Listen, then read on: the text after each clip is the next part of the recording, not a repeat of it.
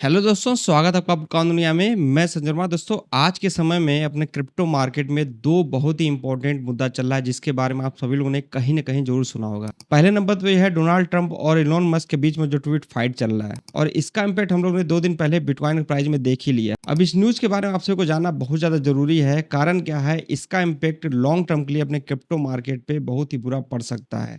Second number पे है वजरस का मुद्दा। वजरस की तरफ से एक बहुत ही इंपॉर्टेंट न्यूज़ निकल के आई है जिसके बारे में आप सभी को डिटेल में जानकारी होना चाहिए कि ये जो न्यूज़ निकल के आई ये सही है या हम लोग के लिए गलत है। और जो लगभग 1 साल से हम लोग वेट कर रहे हैं कि अपने फंड को वापस पाने का, इसमें कितना टाइम और लगेगा। और इसके साथ-साथ बिटकॉइन और बिटकॉइन डोमिनेंस के बारे में बात करें तो वीडियो को स्टार्ट करते हैं छोटे से डिस्क्लेमर के साथ।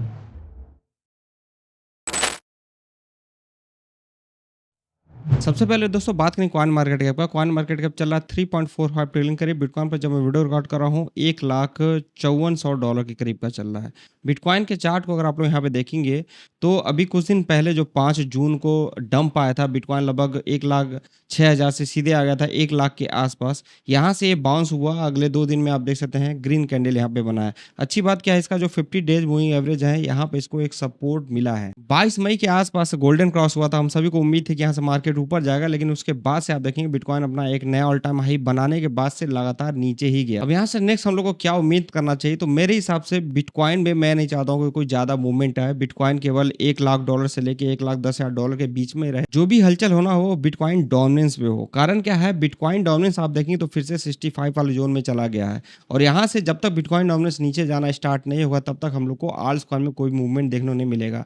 पिछले 1 साल में हम लोग ने बिटकॉइन में ही केवल अप ट्रेंड देखा है, लेकिन जो आल्ट्स कॉइन है उसमें लगभग 70, 80, 90% करीब का डंप देखा है। तो यहाँ से जितने भी इन्वेस्टर हैं उन सभी का इंटरेस्ट बिटकॉइन से शिफ्ट होके जब तक आल्ट्स कॉइन में नहीं आएगा तब तक हम लोग का जो आल्ट्स कॉइन है उसमें कोई भी पंप देखने को नहीं मिले। तो मैं तो चाहूंगा कि केवल बिटकॉइन एक जगह स्टेबल हो जाए और बिटकॉइन डोमिनेंस नीचे आना स्टार्ट हो तो हम लोग के आल्ट्स कॉइन में कम से कम कुछ प्रॉफिट बुक करने का मौका मिलेगा। अब आज से कुछ दिन पहले जो अपना बिटकॉइन डंप हुआ था उसके पीछे क्या खास रीजन था, उसके पीछे रीजन था डोनाल्ड ट्रंप और इलॉन मस्क के बीच में ट्विटर पे ही सबके सामने फाइट करना। आज से कुछ महीने पहले आप सभी इलॉन मस्क और डोनाल्ड ट्रंप के बीच में किस प्रकार से दोस्ती थी ये सब आप लोगों ने देखा और हम सभी इस दोस्ती को बहुत ही पॉजिटिव लेके चल रहे थे, खासतौर पर अपने क्रिप्टो मार्केट के लिए। और उसके बाद आप सभी लोगों ने सुना होगा department of government efficiency face बने थे इलॉन मस्क। बहुत सा इंटरव्यूज में इलॉन मस्क ने डोनाल्ड ट्रंप की तारीफ की थी और डोनाल्ड ट्रंप ने इलॉन मस्क की भी तारीफ की थी। अब इसी के कुछ दिन बाद इलॉन मस्क ने ट्रंप के एक new spending bill big beautiful act को क्रिटिसाइज किया और इसमें इन्होंने बोला कि ये जो बिल है डॉज सारे एफर्ट को वेस्ट कर दे। अब इसी के बाद 5 जून को डोनाल्ड ट्रंप की तरफ से इलॉन मस्क पे भी अटैक किया गया। इसमें इन्होंने बोला कि इलॉन सिर्फ इसलिए अपोज कर रहा है क्योंकि बिल ने ईवी टैक्स क्रेडिट्स हटा दिए जो टेस्ला के बिजनेस को नुकसान पहुंचा सकता है। उसके बाद फिर इलॉन मस्क की तरफ से रिप्लाई आया, फिर उसके बाद ट्रंप की तरफ से भी रिप्लाई। तो ये जो फाइट हो रही थी ये कहीं न कहीं देखा तो किसी भी तरीके से क्रिप्टो मार्केट के लिए सही नहीं था, क्योंकि Elon Musk bitcoin, Doge, blockchain innovation को डायरेक्ट सपोर्ट करते थे और ट्रंप के साथ मिलकर इन्होंने व्हाइट हाउस में एक प्रो क्रिप्टो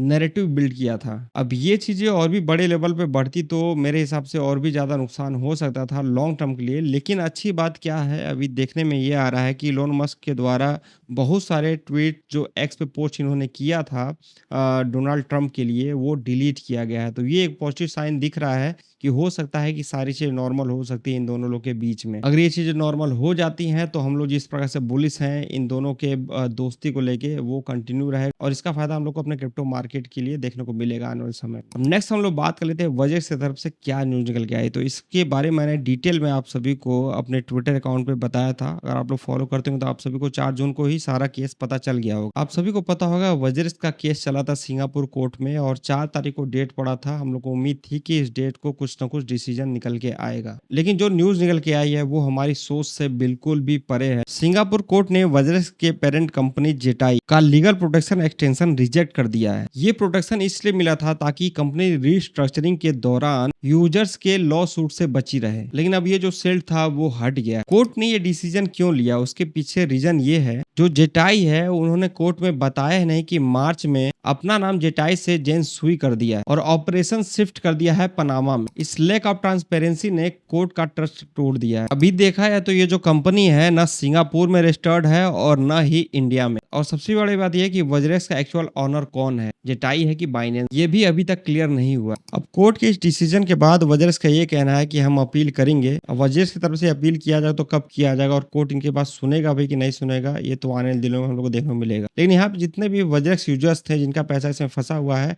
उन सभी लोगों के लिए अच्छी बात यह है कि 6 जून के बाद से आप लीगल केस फाइल कर सकते हैं अपने फंड को वापस पाने के लिए। अब ये न्यूज जब से मार्केट में आई है तो बहुत सारे लोग इसको लेके खुश भी हुए हैं, बहुत सारे लोग दुखी हुए हैं। खुश इसलिए हुए हैं क्योंकि यहाँ पे लोगों का ये कहना है कि अब जो हम लोग का फंड वापस मिलेगा वो 100% के करीब का मिलेगा। लेकिन उन सभी को मैं कहना चाहूंगा कि आप लोग ये बात भूल रहे हैं कि ये केस जब स्टार्ट होगा तो इसमें कितना समय लगेगा कुछ भी कहा नहीं जा सकता है। बहुत सारे एक्सपर्ट का ये कहना है इस प्रोसेस को कंप्लीट होने में 1 साल से भी ज्यादा वक्त लग सकता है। आप लोग खुद कैलकुलेट करके देखिए, प्रेजेंट टाइम अगर हम लोग को 60% मिल गया होता तो आने वाले 2 साल में हम लोग 60% का कई गुना तक प्रॉफिट बना सकते थे।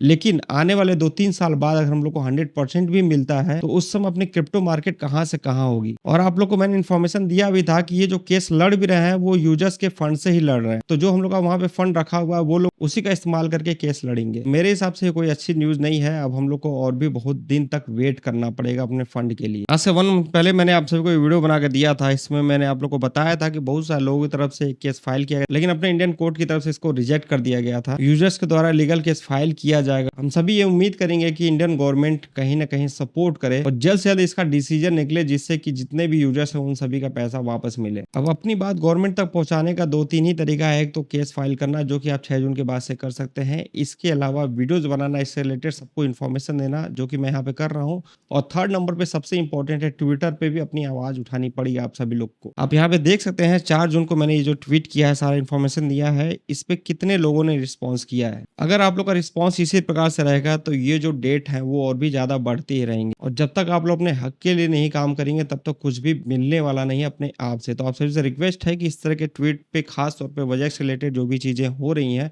उसके बाद जो इन्फॉर्मेशन दिया है उस पर ज्यादा आप सभी का रिस्पॉन्स आना चाहिए। बाकी आपका इसके ऊपर क्या कहना कमेंट करके बताएगा और अपने दोस्तों के साथ शेयर करिए जिनका भी वज्रेक्स एक्सचेंज पे फंड फंसा हुआ है। तो ये इन्फॉर्मेशन दोस्तों इस वीडियो में उम्मीद है कि आप सबको पसंद आएगी। किसी भी टॉपिक के ऊपर अगर आप लोग डेडिकेटेड वीडियो चाहते हैं आप लोग कमेंट करके बता सकते हैं। नीचे डिस्क्रिप्शन में आपको टेलीग्राम और ट्विटर अकाउंट का लिंक मिल जाएगा, उन दोनों को ज्वाइन करके रखिए। न्यूज अपडेट लगातार उन दोनों प्लेटफॉर्म पर मिल रही है। बाकी इस वीडियो में इतना ही। जय हिंद।